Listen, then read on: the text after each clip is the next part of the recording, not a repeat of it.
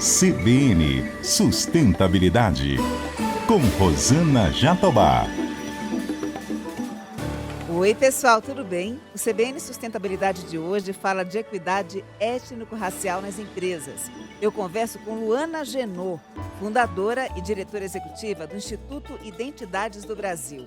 Luana, que prazer te receber aqui no CBN Sustentabilidade. Você não está sozinha, porque eu sei que a sua barriga já está enorme, hein, Luana? Pois é, Rosana, um prazer estarmos aqui, né? Estou falando aqui no plural, porque estou aqui gestante do Hugo, já em reta final. E é um prazer estar aqui com vocês, né? Também no plural, porque estamos aqui também com os nossos ouvintes, espectadores, enfim. É isso. Luana, a gente sabe que a Agenda ESG exige que as empresas brasileiras, as empresas em geral, sejam multirraciais. Elas precisam ser um retrato da sociedade. 56%, 58% da população no Brasil se autodeclara parda ou negra. Na sua avaliação, como é que anda a questão da representatividade da população negra no mercado de trabalho brasileiro? Olha, Rosana, existe aquilo que é o ideal, né? Então, somos uma população que representa mais de 110 milhões de pessoas no Brasil, aí contabilizando pretos, pardos e indígenas, ou seja, negros e indígenas, mas isso ainda não é a realidade, especialmente no alto escalão das empresas. Então, o que é o ideal demográfico e o que é de fato a demografia do país não está representado nas empresas e tampouco na pauta ESG. Nós, do Instituto Identidades do Brasil, né, o instituto do qual eu presido, a gente tem justamente enfrentado com as empresas o desafio e também convidado essas empresas a tratarem essas questões de inclusão e representatividade, especialmente étnico-racial da população, dentro da pauta ESG, com um convite mais holístico do que elas entendem por sustentabilidade. Né? A gente precisa entender que sustentabilidade vai para além do plantio de árvores, ou, por exemplo, obviamente, do combate ao desmatamento ou de emissões de créditos de carbono, enfim. A gente precisa fazer com que essa representatividade, né, da população negra, ela esteja inclusa quando a gente está falando sobre a questão ambiental, né? Então, que as empresas tenham todo um plano em relação à questão ambiental que contemple e inclua a população negra para que a gente não reproduza o racismo ambiental. A gente precisa pensar nas questões sociais, como é que a gente vai ali colocar projetos, por exemplo, de investimento social privado que contemplem não só beneficiários negros e indígenas, mas que sejam liderados por esses olhares negros e indígenas, né? E quando a gente também está falando sobre governança, ter um olhar mais holístico e de maior inclusão. A realidade hoje não é essa. A realidade hoje é que as empresas ainda fazem um olhar, ainda tem um olhar muito, eu diria, muito limitado em relação à questão da sustentabilidade e limitado em relação à questão da representatividade. E o nosso papel aqui, em papos como esses, é abrir horizontes e abrir caminhos para que novos diálogos, sobretudo novas práticas, possam ser aplicadas, né, de uma forma mais holística.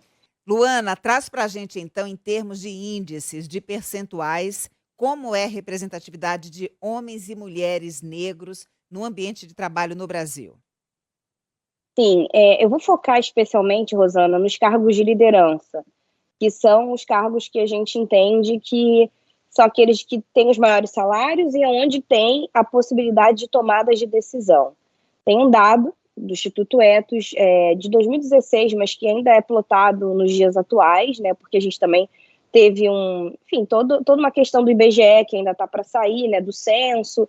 Então, a gente usa ainda muito esses dados como base porque eles ainda refletem muito a realidade das empresas, que diz que nas 500 maiores empresas, a gente tem uma representatividade de apenas 5% de pessoas negras, né, na sua grande maioria homens, e só 0,4% de mulheres negras, né? E aí a gente nem está falando de populações autodeclaradas indígenas, que muitas vezes nem aparecem nesse mapeamento, ou seja, muito aquém da representatividade demográfica do país, onde essas populações somadas são mais da metade, né? Então, se somos mais da metade demograficamente, somos apenas 5% dentro do alto escalão das empresas e menos de 1% quando a gente está falando sobre mulheres negras e indígenas. Você tem notado que essa subrepresentação já está no radar das empresas, ou seja, elas demonstram alguma preocupação em sanar esse abismo? Me parece que a maioria ainda não tem metas específicas para ampliar a participação de negros e negras na liderança.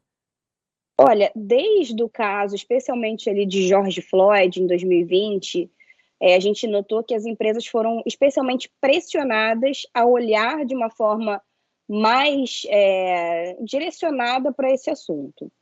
No entanto, obviamente, esse interesse pela pauta ele oscila e ele ainda está muito aquém do que pode ser feito e ser colocado como parte da estratégia da empresa. A gente entende que a maior parte das empresas ainda não tem metas nítidas relacionadas, por exemplo, a uma bonificação dos seus executivos relacionadas a essa pauta da inclusão de pessoas negras e indígenas. Não há um orçamento público, né, ou seja, publicizado ali no seu relatório de sustentabilidade sobre a pauta. Ou seja, não existe um compromisso concreto, porque o compromisso concreto, quando a empresa ela quer de fato assumi-lo, ela deixa nítido esses dados para que os seus stakeholders consigam mensurar, para entender se o investimento faz sentido em relação, por exemplo, ao faturamento da empresa, né? Porque a empresa pode dizer que investe, mas se ela só investe um montante muito irrisório, significa que ela não está realmente comprometida. Ou se ela não coloca esses dados de uma forma pública, aberta, significa também que a população não pode cobrar dela, não vai conseguir cobrar e acompanhar o que está acontecendo. E também, como eu falei, né, pode ser que o investimento na pauta seja muito desproporcional a pautas e assuntos que ela realmente esteja investindo. Por isso que a gente sempre vai assumir como um compromisso bastante importante, também vai trazer para as empresas como uma boa prática, colocar esses dados nos seus relatórios, nos sites, de uma forma que sejam acessíveis para toda a população, mas a grande maioria ainda não faz isso. E é um tiro no pé, né, Luana, quando você pensa que existe um consenso de que um time heterogêneo, plural, diverso é um time que performa mais, engaja melhor os colaboradores, incita a Exatamente. inovação, é bom para a reputação. Então, empresas que não se adequarem a agir desse jeito, nessa questão da equidade étnico-racial, elas têm tudo para ser fadadas ao fim. Com certeza, e eu acho que para além disso, né, eu acho que a empresa pode pensar que ela não está conversando com o Brasil como um todo. Então, ela poderia crescer muito mais seu mercado, né, em termos de soluções de produtos e serviços, se ela agregasse novos olhares, novas ideias dentro do seu pool ali de colaboradores, em especial aqueles que podem tomar a decisão. Porque muitas empresas elas se validam só pela quantidade, né? Então elas vão dizer, não, mas eu tenho aqui 50% dos meus colaboradores e colaboradoras que são negros e indígenas, periféricos, enfim. Só que quando você vai ver onde estão esses colaboradores, geralmente é na base. E na base, muitas vezes, as ideias, os olhares desses colaboradores são subaproveitados, né? A gente está usando de uma força muito mais operacional do que de uma força intelectual no sentido de fazer com que essas pessoas façam parte da tomada de decisão. E aí a gente percebe em movimentos onde as empresas conseguem colocar e criar caminhos para que essas pessoas ascendam, né, da base a posições de maior liderança, ou que a empresa procura pessoas que já estão no mercado e que ela poderia atrair para cargos de liderança. Essa empresa ela consegue fazer campanhas que têm muito menos retaliação, elas conseguem reduzir suas taxas de turnover, ela consegue atingir novos mercados, consegue dialogar com novas linguagens, e isso é bom para todo mundo, né? Então, é isso que a gente prega para as empresas como algo que faz as empresas crescerem e precisa estar no centro da estratégia. Dentro dessas empresas que realmente estão preocupadas com essa questão de equidade étnico-racial, elas estão fazendo isso por uma questão de justiça social, de reparação histórica, ou por uma questão mesmo de estratégia de mercado, de performance, inovação e reputação? Olha, é difícil medir a intenção, tá? A gente costuma dizer aqui no IDBR que as empresas podem agir ou pelo amor ou pela dor.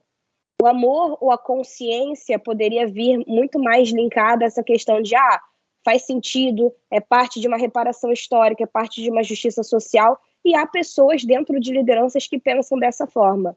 Mas há pessoas que só vão agir quando elas têm que reagir, por exemplo, a uma situação de racismo que aconteceu na planta, ou quando elas precisam colocar isso no centro da estratégia porque a matriz, por exemplo, solicitou ou algum investidor pediu para que houvesse uma maior conexão com a pauta. Logo, o que a gente entende aqui no IDBR é o seguinte: o importante é que seja feito e que tenha metas, prazos e investimentos. Eu acho que a questão da intenção, ela pode ser uma mola propulsora para gerar um plano de ação, mas o mais importante para a gente é que tenha metas, prazos e investimentos para que a pauta ande a longo prazo, especialmente, né, curto, médio e longo prazo, independente da gestão atual, né, porque cada CEO, cada C-level vai passando o bastão para o próximo.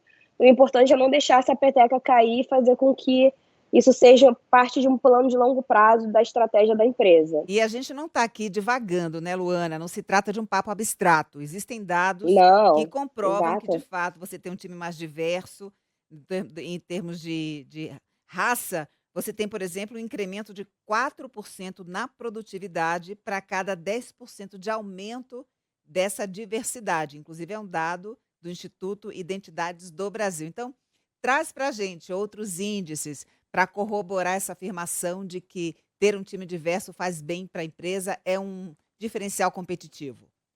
Com certeza, esse é um dado baseado em dados públicos das empresas, né? Mas ele obviamente dialoga com outros dados como da McKinsey Company, que mostram que empresas que têm mais diversidade étnico-racial performam até 35% acima das outras do seu ramo. E aí entram dados de diversas questões, né? Quando a gente vai falar sobre produtividade ou de melhor performance. A gente está falando em redução de turnover, porque a gente tem um time que se sente mais pertencente àquele ambiente, com suas múltiplas identidades. Aí a gente está falando de identidades raciais, de gênero, de orientação sexual, que você entende que você pode ser quem você é no trabalho e contribuir com o seu pleno ser, né, dentro daquele ambiente, para fazer com que aquele produto e serviço consiga atingir novos públicos. Então, você está falando sobre conseguir agregar novas linguagens, você está falando, a gente tá aqui falando sobre conseguir dialogar com novos mercados, a gente está falando sobre reduzir processos trabalhistas, reduzir, por exemplo, perdas reputacionais de marca. Então, quando a gente está falando, por exemplo, a marca ela foi processada pelo Ministério Público do Trabalho, isso é perda de marca, isso é perda de credibilidade no mercado, é perda para a marca como marca empregadora. Então, a empresa ela não precisa só agir em reação a um caso, mas ao entender que ela quer fazer com que, dentro de um país como o Brasil, que é um país majoritariamente negro e indígena, ela precisa contemplar essa força de trabalho na base, mas também no topo.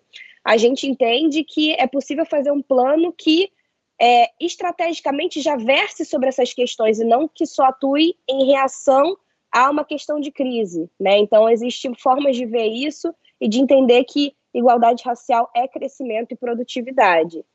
Muito interessante você ter tocado nessa questão da mancha reputacional, porque eu tenho um dado aqui de que 70% das empresas no Brasil se dizem muito preocupadas com a questão da reputação. E a gente tem, de fato, dados que reverberam até hoje, né, Luana, no imaginário coletivo relacionados a racismo. E que o consumidor não Exatamente. perdoa, boicota aquela empresa que, de fato, tem esse tipo de conduta. Exato, exato. E aí, bom, cada vez mais a gente tem a questão das mídias sociais, né? Então, evidentemente, né, existe algo que fica marcado no imaginário social e que é ecoado pelas mídias sociais de uma forma absolutamente exponencial, o que faz com que a marca fique manchada não só no seu país, no país como o Brasil, mas também internacionalmente.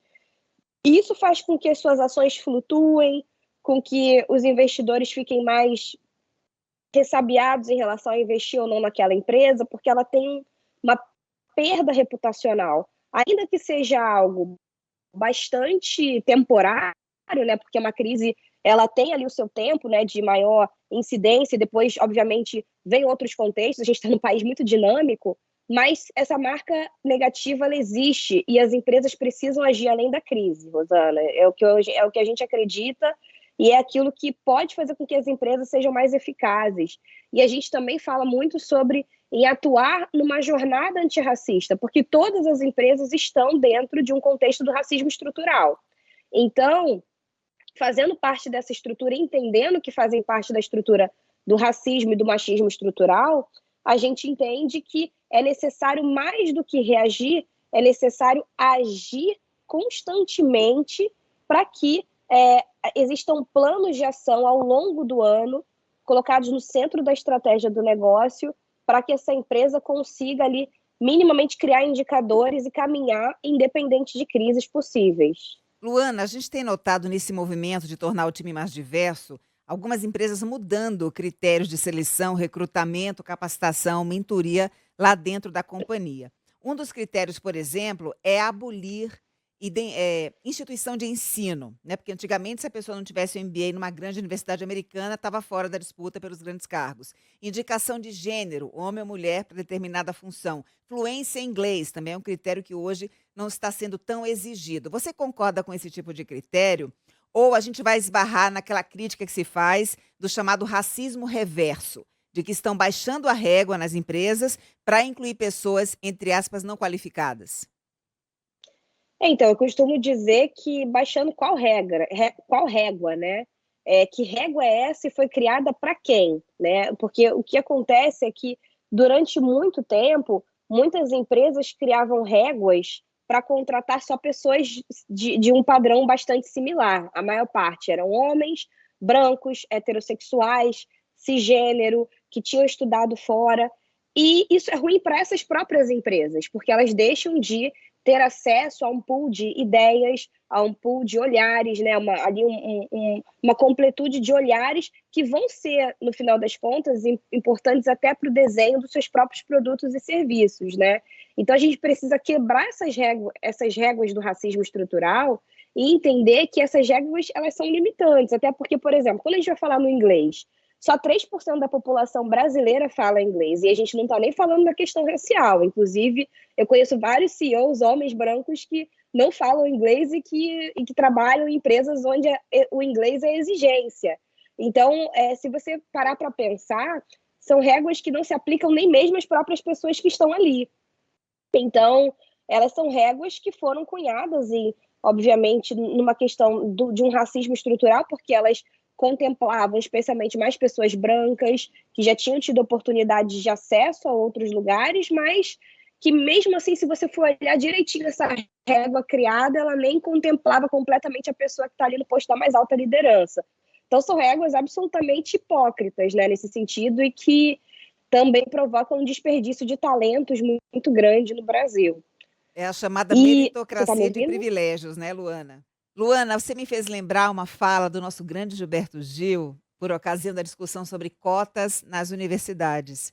Ele dizia que no debate as pessoas estavam se esquecendo de que conviver com negros e negras no ambiente universitário era uma oportunidade que todos tinham de ter contato com os saberes da população negra, saberes que foram aí escondidos, marginalizados ao longo dos séculos, Exatamente. né? Então, ter essa visão mesmo de que o caldeirão é que vai provocar inovação, que vai provocar integração e criar esse ambiente para que a empresa possa, de fato, florescer, né?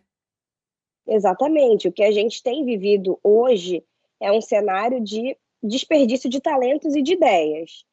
Se a gente entende que eu preciso ser mais intencional em relação à inclusão de pessoas negras e indígenas dentro de um ambiente de trabalho, quem está ganhando especialmente é a própria empresa, que se privou de ter esses olhares, essas ideias durante muito tempo. E aí eu acho que uma coisa que também é importante a gente trazer, Rosana, é o seguinte: são pessoas que também precisam ter um olhar humanizado sobre elas. Nós também falhamos, nós também erramos, porque algumas empresas falam assim, vamos trazer então pessoas negras indígenas para cá, que vão trazer ótimas ideias. São pessoas que falham também, são pessoas que acertam, Então, a gente também tem falado sobre um olhar humanizado para essa questão da diversidade e inclusão, e aí vem a questão do pertencimento. São pessoas que precisam estar não só nesse ambiente, mas também é preciso que o ambiente se prepare para conseguir acolhê-las, ouvir suas opiniões, né? Ter um ambiente de absoluta sanidade mental, né? Um ambiente de acolhimento e que proporcione uma saúde mental para esses colaboradores chegantes, né? Que estão chegando, de acolhimento e de apoio, porque muitas vezes as empresas só querem trazer, mas não proporcionam esse acolhimento, e aí imediatamente dizem, poxa, mas não funcionou. Só que esse é um processo de longo prazo e de adaptação e treinamento, especialmente das lideranças, né? Porque muitas vezes a gente quer treinar as pessoas negras e indígenas, mas esquece de treinar os gestores, os C-levels, para que consigam entender justamente a importância desse caldeirão, a trabalhar na linguagem, a trabalhar nas ações, a trabalhar de uma forma mais intencional nos seus próprios comportamentos em relação a essas pessoas. Porque são pessoas, né, que não convivem juntas. A gente acha no Brasil, muitas vezes, pelo mito da democracia racial, que negros e brancos convivem juntos no mercado de trabalho. Não convivem. A gente nem vai para os mesmos lugares, a gente não está nas mesmas posições. Então, esse exercício da convivência, ele precisa ser intencionalmente trabalhado. E aí eu diria até mais, especialmente por quem tem hoje o poder da caneta, que é a população branca, especialmente masculina, nesses espaços. Eles precisam treinar para melhor conviver com a população negra, que sem a qual essa convivência, eles estão perdendo ideias e talentos, né?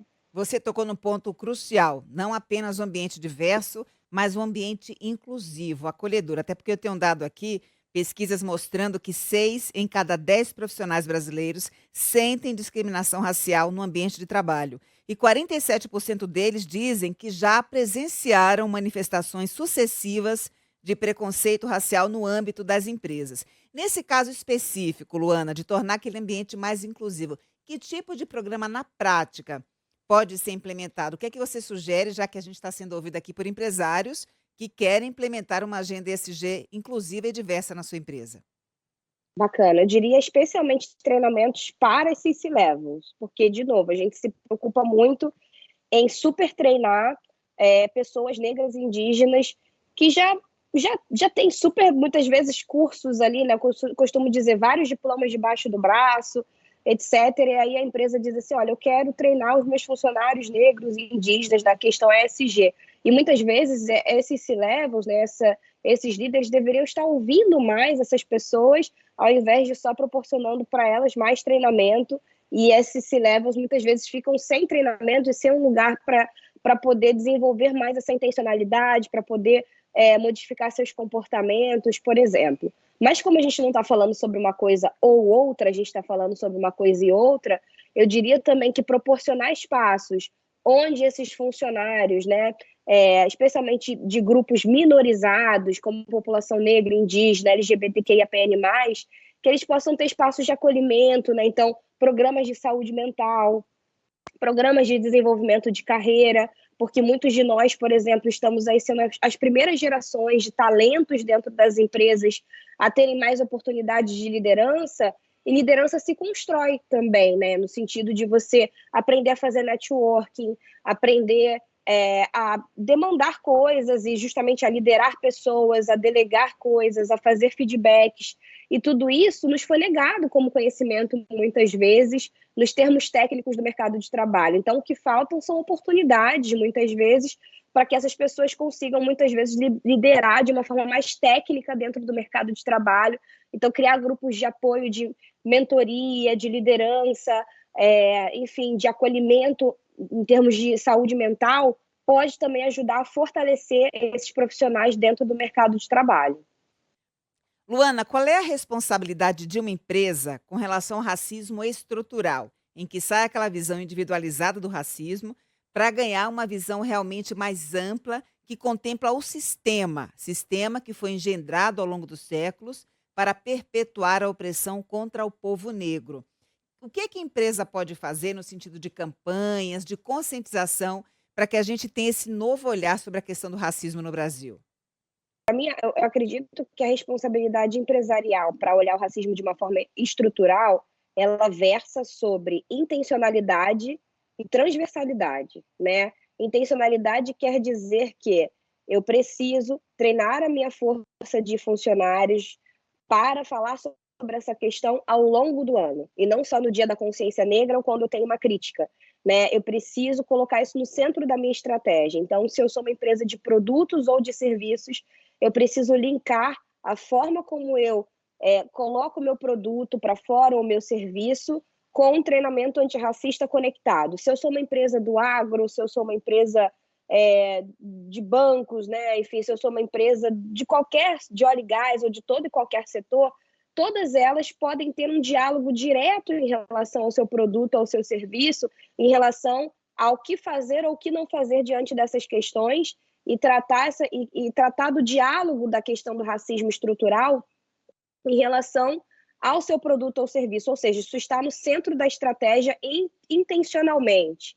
E quando eu falo sobre transversalmente, eu quero dizer que não deve ser uma pauta só do RH, não é uma pauta só de recrutamento e seleção no que diz respeito a trazer pessoas negras para trabalhar na empresa, mas precisa ser uma pauta do marketing, precisa ser uma pauta da alta liderança, precisa estar na bonificação dos funcionários, se for uma empresa que trabalha com participação, né, ali de bonificação, porque faz com que as pessoas se sintam mais motivadas a atingirem as metas propostas, precisa estar no setor jurídico, precisa estar em diversos setores. Então, quando a gente transversaliza essa estratégia, né, e faz com que várias áreas abracem esse tipo de pauta, né, a gente consegue fazer com que a empresa ela caminhe de forma mais sustentável em relação a isso, tal qual a questão anti-assédio, tal qual a questão anticorrupção. A gente precisa entender a questão racial como pauta fundamental para que a empresa avance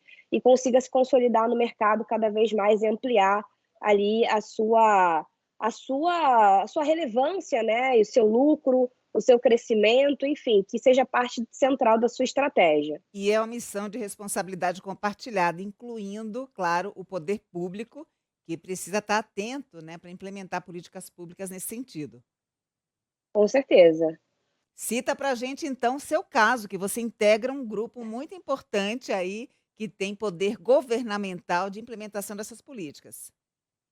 Com certeza. Recentemente aceitei o convite da ministra Marina Silva, né, em complemento às minhas, enfim, a minha função como diretora executiva do IDBR, para integrar também o CEDES, que é o Conselho de Desenvolvimento Econômico e Social Sustentável da Presidência da República, que é um conselho ali consultivo e que é apartidário, no sentido de não estar envolvido com nenhum político, nenhuma política partidária diretamente, mas de incidir sobre o que está sendo feito pela máquina pública, no sentido de monitorar, mas também trazer ideias e possibilidades para que essa máquina pública consiga ser mais intencional em respeito a determinados tópicos, né?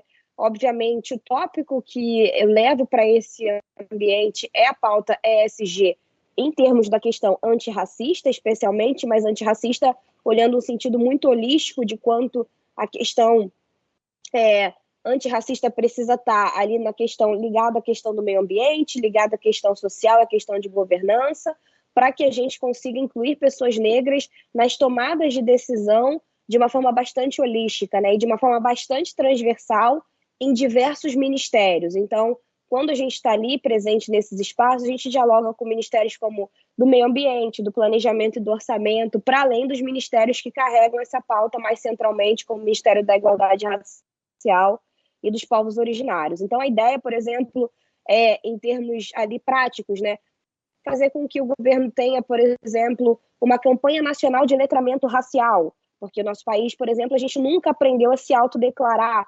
negro, né, ou seja, preto, pardo, branco, amarelo ou indígena. Por que as políticas de cotas são importantes, né? Educando a população e não só trazendo referências negativas em relação a isso. Esse é só um pequeno exemplo. Além de projetos de leis que versem sobre implementar um percentual mínimo de lideranças negras e indígenas dentro ali de altos escalões, né, de conselhos, de cargos comissionados dentro da esfera pública, mas que também se desdobrem para a esfera privada e que também façam com que as empresas se sintam mais estimuladas a incluir esses planos na prática dentro das suas esferas. A gente vê, né, que ao longo dos tempos a questão do assédio ela ganhou bastante repercussão. Ainda não estamos onde deveríamos estar para evitar o assédio no mercado de trabalho, mas hoje em dia você já vê mais homens até discutindo essas questões, seja pelo amor ou pela dor, e a gente também precisa levar a pauta antirracista a um outro patamar que faça com que, tanto dentro da esfera pública quanto privada, esse assunto possa ser o centro da estratégia, porque a gente tem um país que carece desse assunto, que carece de investimentos e de um olhar mais intencional sobre ele. Luana, eu sou sua fã, acompanho seu trabalho há muito tempo. Sorte nossa ter uma voz como a sua, tão profícua, tão profunda e tão combativa com relação a esse tema que é de extrema relevância. Quero te agradecer muito pela sua participação aqui no CBN Sustentabilidade, te convidar para uma próxima oportunidade e te dizer o que minha avó me dizia, que Deus te dê uma boa hora e receber esse Te Hugo aí com muita saúde e agradeço, amor. te agradeço. Não, com certeza, já estou aqui na expectativa para voltar novamente. Também tenho um convite para te fazer, para assistir o Prêmio Sim à Igualdade Racial, que vai ser transmitido no dia 28 de maio, após o Fantástico, na TV Globo, e também no Multishow no dia 26 de maio, às 19 horas. Então vai ser um momento muito especial para falar sobre questão de antirracismo, né? Porque a gente acredita que mais do que dizer não ao racismo, a gente diz sim à igualdade racial, e convidar esse olhar ESG, vendo boas práticas que já estão acontecendo no mercado de trabalho, na sociedade, para a gente poder entender que tem muita coisa legal acontecendo no nosso Brasil, pela inclusão, e que basta as empresas beberem dessa fonte, chamar essas pessoas para trabalhar juntos e nosso Brasil vai crescer. Também sou sua fã e te agradeço aqui pelo convite. Um beijo, querida, até a próxima. Eu Até conversei a com a próxima. Um Luana beijão. Genot. Eu conversei com a Luana Genot, fundadora e diretora executiva do Instituto Identidades do Brasil. Além de ter acesso a conteúdo pelo YouTube, você também encontra essa entrevista no site, no aplicativo da CBN ou na sua plataforma preferida. Colaboraram comigo aqui no CBN Sustentabilidade, minha linda produtora Yasmin Caetano, nos trabalhos técnicos meu lindo Daniel Mesquita e na edição Rafael Furugem. Beijo pra você, até semana que vem. CBN Sustentabilidade, com Rosana Jatobá.